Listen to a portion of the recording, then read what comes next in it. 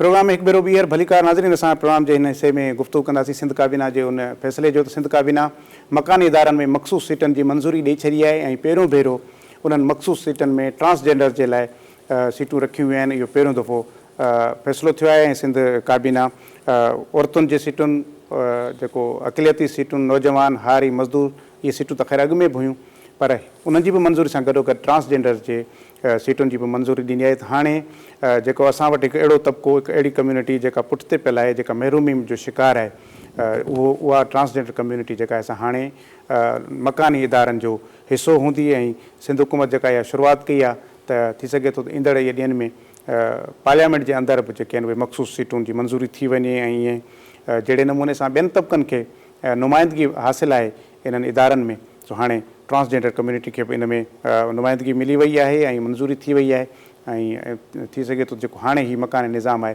इन में मख़सूस सीटुनि में इन जूं सीटूं बि अची वञनि। इन ते असां गुफ़्तगू कंदासीं। शहज़ादी राय ट्रांसजेंडर एक्टिविस्ट आहिनि असां सां गॾु स्टूडियो में मौजूदु आहिनि। इन ते ई ॻाल्हि ॿोल कंदासीं। शहज़ादी वॾी महिरबानी तव्हां ॿुधायो त कीअं लॻो तव्हांखे फ़ैसिलो तव्हांजी जदोजहद हली पए इन ते त ट्रांसजेंडर कम्यूनिटी जेका महरूमी जो शिकार आहे ख़ासि तौर ते सिंध में उनखे सिंध काबीना मंज़ूरी ॾेई हाणे मकानी इदारा जेके आहिनि बल्दियाती जेके इदारा आहिनि उन में तव्हांजी बि कम्यूनिटी जेका आहे उन में नुमाइंदगी कंदी त पहिरियां त इन फ़ैसिले खे कीअं था ॾिसो ऐं इन में तव्हांजी जदोजहद जेका कंहिं नतीजे ते पहुती आहे त केतिरा ख़ुशि बि आहियो तव्हां? इहा हिकिड़ो वॾो फ़ैसिलो आहे असां लाइ ऐं इहो फ़ैसिलो पहिरीं ई थी वियो हो। अॼु उनखे अमली शिकिल हुननि ॾिनी हा त इहो हिकिड़ो बहितरीनु अमल आहे ऐं असां ॾाढो ख़ुशाइन फ़ैसिलो हिनखे चवंदासीं ऐं तमामु ट्रांसजेंडर कम्यूनिटी ख्वाजा सिरा कम्यूनिटी इन शइ खे ॾाढो वेलकम थी करे छो करे त visibility is very important for the transgender community. जेसि ताईं विज़िबिलिटी न हूंदी ऐं हमेशह सियासत हिकिड़ो ॾाढो इम्पॉर्टेंट पार्ट रहियो आहे हर मुल्क जो हर मईशियत जो हर रियासत जो ऐं असां फाइनली इहो पहिरियों क़दम आहे असां जेको असां सियासत में एंट्री कई आहे ऐं असां इहो बि सम्झूं था त जेकी बरे सग़ीर जी हिस्ट्री आहे जेकी सिंध जी हिकिड़ी पंहिंजी सकाफ़त आहे फ़क़ीरनि जे लाइ उहा 4000 साल पुराणी आहे ऐं उन 4000 साल में वाज़े तौर ते कई जायुनि ते इहा शइ लिखियल बि आहे हिस्ट्री में मौजूदु बि आहे त ख्वाजा सिरा सियासत जो हिसो हूंदा हुआ। उहे उन वक़्त जे वज़ीरनि जा मुशीर हूंदा हुआ उहे एडवाइसिस ॾींदा हुआ ऐं हाणे उन्हनि शयुनि खे वापसि असां पंहिंजी सही हालति में आणण जी कोशिशि कयूं था ऐं उनजो इहो फस्ट स्टेप आहे। जदोजहद पूरी तरह थी हा असांजी डिमांड्स मां अॼु 3 साल पहिरीं बिलावल भुट्टो ज़रदारी साहिब सां मीटिंग थी मुंहिंजी त उन में असां इहे कुझु निकात उन्हनि सां रखिया हुआ ऐं उन में हिकिड़ो इहो निकात बि हो ऐं असां रिज़र्व सीट बि घुरी आहे सिंध असेंबली में सॼे पाकिस्तान में ज़ाहिर आहे उहो त वरी जॾहिं उहो अचे उहो टाइम। अच्छा हीअ त तव्हां सम्झो था त जेको हिन में ज़ाहिर आहे उहो ई तव्हांजो माण्हू मेंबर थींदो जेको तव्हां वटि जंहिंजो कार्ड ठहियलु हुजे एक्स कार्ड जेको चवंदा आहिनि पाण बि इन में अप्लाई कयो आहे। ठीकु आहे। हाणे मूंखे ॿुधायो त तव्हां वटि सॼी सिंध में पाण वञूं था त हाणे हीअ त रुॻो कराची जे लाइ न आहे सॼी सिंध जे लोकल सिस्टम में हूंदो त तव्हां वटि त हिन वक़्तु तव्हांजी कम्यूनिटी जा एतिरा कार्ड्स ई ठहियलु कोन्हनि मुंहिंजे ख़्याल में ॻणण जेतिरा हाणे माण्हू तव्हांजा जेके आहिनि से नादरा वटि रजिस्टर्ड आहिनि पर आहिनि उनखां वधीक हज़ारे आहिनि त एतिरो जल्दी तव्हां करे वेंदो या अञा ताईं सबबु कहिड़ा आहिनि जो तव्हांजी कम्यूनिटी अञा ताईं पंहिंजा कार्ड जेके आहिनि उहे एक्स कार्ड उहे न ठाहिराया आहिनि?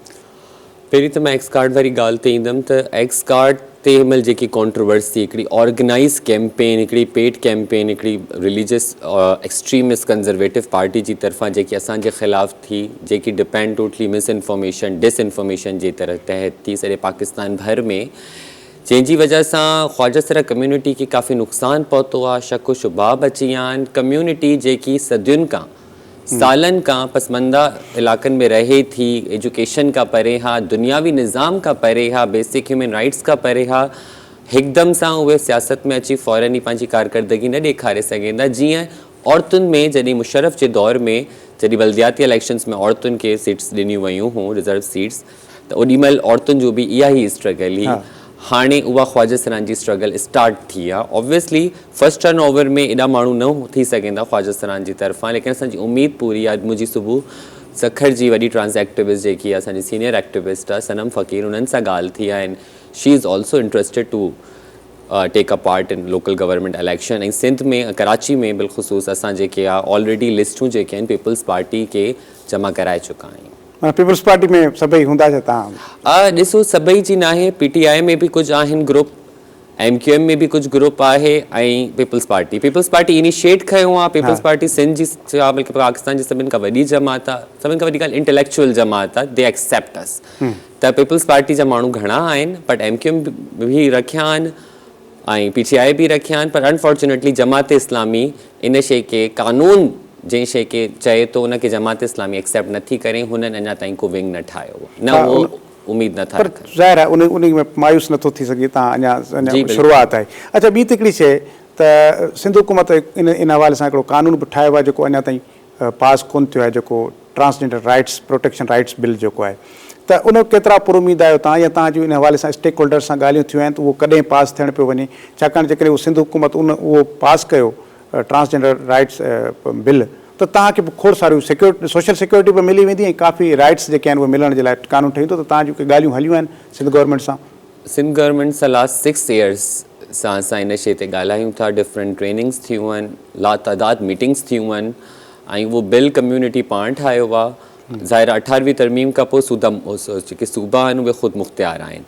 त हाणे सिंध गवर्नमेंट जो कमु आहे त उनखे जल्द अज़ जल्द पास करे, ऐं असांखे इहो थो लॻे त जेको असांजो कोर्ट में शरीयत कोर्ट में केस हले थो, शायदि बाक़ी गवर्नमेंट्स बि उन शइ जो इंतज़ारु था करनि त उन्हनि जो रिज़ल्ट छा थो अचे, उन ते विक्ट्री थिए थी नथी थिए, त उन ते बाक़ी लाइ अमल पोइ गवर्नमेंट कंदी। असांजी भरपूर कोशिशि रही आहे, तमामु मिनिस्टर्स सां तमामु पार्टीज़ सां असांजी मीटिंग थी चुकी आहे। बिल जे हवाले सां असां पाण मीटिंग करायूं आहिनि पंहिंजी ऑर्गेनाइज़ेशन जी तरफ़ सां, जिया जी तरफ़ सां, त अञा ताईं त पॉज़िटिव रिस्पॉन्स आहे। लेकिन असांजो जेको बिल आहे उहो वेटिंग में आहे, उहो वेटिंग जो शिकार थी चुको आहे काफ़ी अरसे खां। 6 सालनि खां उहो बिल, इवन वफ़ाक़ जे बिल खां पहिरीं सिंध हुकूमत जो बिल तयारु थियो, वफ़ाक़ खां पहिरीं। वफ़ाक़ जो बिल 2018 में पास थियो, लेकिन सिंध हुकूमत पहिरीं ई ठाहे छॾियो हो पंहिंजे एक्टिविस्ट सां मिली, लेकिन अञा ताईं उहो पास न थी सघे। अच्छा, ही जेको अॼु जेका मंज़ूरी थी आहे सिंध काबीना जी, इहा तव्हां छा था सम्झो त ट्रांसजेंडर कम्यूनिटी खे ॿियनि कम्यूनिटीज़ जेके आहिनि उन सां गॾु बीहण में केतिरो मददगार साबित थी सघंदो हीउ मामिलो? ख़ुदि तव्हांजी ट्रांसजेंडर कम्यूनिटी केतिरो इन हवाले सां प्रिपेयर आहे? त छाकाणि त रुगो ट्रांसजेंडर कम्यूनिटी रुगो अलॻि बीही करे त सोसाइटी में पंहिंजो पाण खे नथी बचाए सघे। ज़ाहिर आहे इहे जेके ॿिया जेके सेगमेंट ऑफ सोसाइटी आहिनि उन सां गॾिजी कमु करणो पवंदो। त तव्हां पंहिंजो पाण खे केतिरो तयारु कयो आहे त तव्हां ॿियनि कम्यूनिटीज़ सां पंहिंजो पाण खे वेझो कंदो ऐं उनजी शराकतदारी सां तव्हां हिन मकानी इदारनि में कमु कंदो? बिल्कुलु, असां रेडी त पंहिंजे पाण खे पहिरीं ई करे छॾियो ऐं असां हमेशह सां रेडी आहियूं। ख़्वाजा सिरा कम्यूनिटी कॾहिं बि पंहिंजे पाण खे धार न कयो आहे, सोसाइटी असांखे धार कयो आहे। असां त पहिरीं बि वेलकम हुआसीं, हिनमहिल बि असांजी पूरी कोशिशि आहे त असां सोसाइटी में रही सोसाइटी जी बेटरमेंट लाइ कमु करे सघूं, पंहिंजी कम्यूनिटी सां गॾु गॾु सोसाइटी लाइ बि कमु करे सघूं, छो जो हर इंसान वटि अलॻि अलॻि महारत हूंदी आहे। ऐं ख़्वाजा सिरा हिकिड़ी अहिड़ी कम्यूनिटी आहे जेकी काफ़ी इंटेलिजेंट आहे, काफ़ी इनखे मतिलबु इन्हनि शयुनि खे काफ़ी सुठी तरह डील करे सघे थी। त असां पुर उमेद आहियूं। हाणे इहो सोसाइटी लाइ सुवालु आहे त सोसाइटी रेडी आहे असांखे एक्सेप्ट करणु। गवर्नमेंट असांखे विज़िबिलिटी ॾिनी आहे, असां शुक्रगुज़ार आहियूं गवर्नमेंट जा, सिंध गवर्नमेंट जा, पीपल्स पार्टी जा, बिलावल साहब जा, जंहिं असांखे इन हद ताईं विज़िबिलिटी ॾिनी आहे। इहा ओनरशिप गवर्नमेंट ॾेखारी आहे त गवर्नमेंट जेके कानून पास कया आहिनि वफ़ाक़ जे बिल खे साम्हूं रखंदे वे गवर्नमेंट असांखे अपॉर्चुनिटी ॾिनी आहे, त इहा दुनिया भर लाइ हिकिड़ी वॾी अचीवमेंट पाकिस्तान जी साबित थींदी त सिंध गवर्नमेंट ख़्वाजा सिरान खे पंहिंजी सियासत में बि जॻह थो ॾिए ऐं ऑन बि थो करे। अच्छा, हाणे ॿियो जेको वरी तव्हांजो जेको अचीवमेंट हूंदी या जेका तव्हांजी जदोजहद जो ॿियो जेको पोर्शन आहे उहो इहो आहे त जॉब्स में बि कोटा मख़सूसु थियणु खपे। उन हवाले सां तव्हांजी जदोजहद केतिरी आहे? छा डिमांड्स छा आहिनि तव्हांजूं? केतिरा परसेंट कोटा लाइ तव्हां गवर्नमेंट सां या उन बिल में आहे त तव्हांजी केतिरा परसेंट कोटा थियणु खपे जॉब्स में? असांजे बिल में जेकी डिमांड असांजी आहे उहा 0.5% आहे, बट 0.2% ऑलरेडी सिंध गवर्नमेंट पास करे चुकी आहे, उन जा SOPs बि ठाहे चुकी आहे। बट हा, अञा ताईं अमल दरामद न थियो आहे। इवन हिनमहिल शरीयत कोर्ट में जॾहिं असां रिपोर्ट जमा कराई हुई त उन में असां पंहिंजी हिकिड़ो नंढी रिसर्च सिंध जे हवाले सां कई त सिंध में अञा ताईं हिकिड़ी बि जॉब ख़्वाजा सिरा खे उन कोटे जे हवाले सां न मिली आहे। त कोटा पास थी चुको आहे, SOPs ठही चुका आहिनि, इम्प्लीमेंटेशन ऐं जेको हिकिड़ो कम्युनिकेशन गैप आहे, जेको ट्रांस एक्टिविस्ट जो ऐं गवर्नमेंट जो थोरो कम्युनिकेशन गैप आहे, उनखे वधाइण जी ज़रूरत आहे ताकी असां जॉब्स ते अची सघूं। पर अञा ताईं जॉब्स कंहिंखे मिली न आहे। अच्छा, ॿी त ख़ुदि ट्रांसजेंडर खे पाण खे बि त इन हवाले सां प्रोएक्टिव थियण जी ज़रूरत आहे। जेकॾहिं 5, 8, 10 जी ॻाल्हि न आहे, ॻाल्हि इहा त जेके हज़ार आहिनि, माना ख़ुदि जेको बेसिक हुनजो राइट आहे उहो हुनजो NIC कार्ड आहे। हिन वक़्त ताईं उहे ख़ुदि पाण अञा इन हवाले सां एतिरा अवेयर कोन थिया आहिनि त उहो पंहिंजो NIC कार्ड ठाराइनि, एक्स कार्ड जेको आहे। त हीअ त अञा शयूं घणियूं पोइ परे जूं आहिनि। उन्हनि खे तव्हां पंहिंजी कम्यूनिटी खे केतिरो तयारु कयो आहे त उहे इन सिस्टम में अचनि ऐं इन सोसाइटी जे इन खे ऑन कंदे, इन शयुनि खे सॼे खे सिस्टम खे ऑन कंदे NIC कार्ड ठाराइनि, पंहिंजा इन बलदियाती इलेक्शन में हिसो वठनि ऐं सॼे इन प्रोसेस में अचनि। ऑफकोर्स असां इन ते कोशिशि कयूं वेठा, कमु हले वेठो, अवेयरनेस सेशन्स असां ॾियूं वेठा, बट असांखे जेको चैलेंजिस आहिनि असांखे पहिरीं उनखे बि ॾिसणु घुरिजे त हिकिड़ी पॉलिटिकल पार्टी जंहिं पूरे पाकिस्तान में हिकदमि सां हिकिड़ी पेड कैंपेन फेसबुक ते, even all over in social media, even banners रक्षा जे पोयां पार्क्स जे लिखी कुझु अहिड़ियूं शयूं मिस इंफॉर्मेशन फैलाई जंहिंजी वजह तव्हांजे राइट्स खे LGBT सां मर्जर करे पेश कयो वियो आहे, जॾहिं त ॿई अलॻि अलॻि शयूं आहिनि, उनजो को तालुक ई न आहे। बिल्कुलु उहो असां सियासत जी नज़र थी विया आहियूं, इहे कार्ड सियासत जी नज़र थी विया आहिनि, असांजा एक्स कार्ड सियासत जी नज़र थी विया आहिनि, इन लाइ कम्यूनिटी रुकी वई आहे। कम्यूनिटी पाण कंफ्यूज़ आहे त थिए छा वेठो। हिकिड़ी तरफ़ां मीडिया ते, बैनर्स ते, रक्षा ते, बिलबोर्ड्स ते, स्पीचिस ते, पार्लियामेंट जे डेस्क ते असांखे इहो थो चयो वञे त इहे वाहियात क़ौम आहिनि। आई एम सॉरी टू से इहो वर्ड पार्लियामेंट में इस्तेमालु थियो असां लाइ, बट अदर हैंड गवर्नमेंट असांखे जेके लोकल गवर्नमेंट बॉडी में इलेक्शंस में हिसो बि थी ॾिए त कम्यूनिटी पाण हिनमहिल शिकार थी वई आहे। छो करे मिस मैनेजमेंट जी वजह सां, मिस इंफॉर्मेशन जी वजह सां, सियासत जी वजह सां उन जा शिकार असां थिया आहियूं। छो करे त इहो जेको सॼी इंफॉर्मेशन जेकी मिस इंफॉर्मेशन फैली आहे उनखे हिकदमि सां हाणे असां सही नथा करे सघूं। वी डोंट हैव फंड, असां कोन था इन्वेस्ट करे सघूं सोशल मीडिया ते, त असांखे बिल्कुलु हो कयो। असां मीडिया जी तवसुत सां, तव्हांजी तवसुत सां इहे सभु ॻाल्हियूं, इहे इंफॉर्मेशन्स जेके आहिनि उहे अॻियां पहुचाए सघूं था।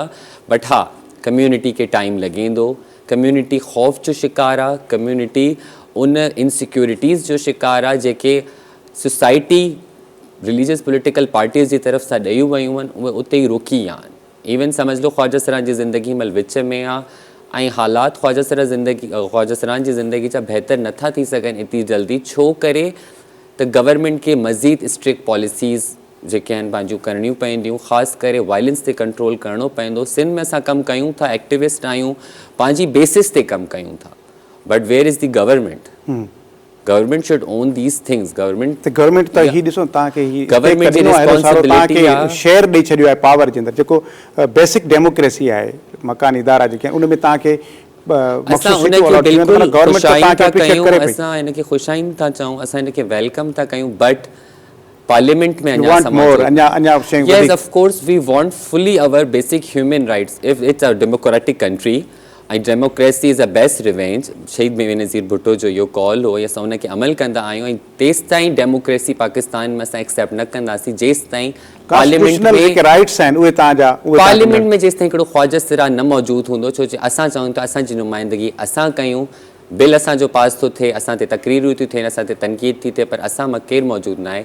रिलीजियस माइनॉरिटीज़ आहिनि, वुमेन्स जी सीटूं आहिनि, त ख़्वाजा सिरा जूं छो न आहिनि? जंहिं ॾींहुं पाकिस्तान में ख़्वाजा सिरान खे रिज़र्व सीट मिलेंदी उन ॾींहुं एक्चुअल डेमोक्रेसी हूंदी।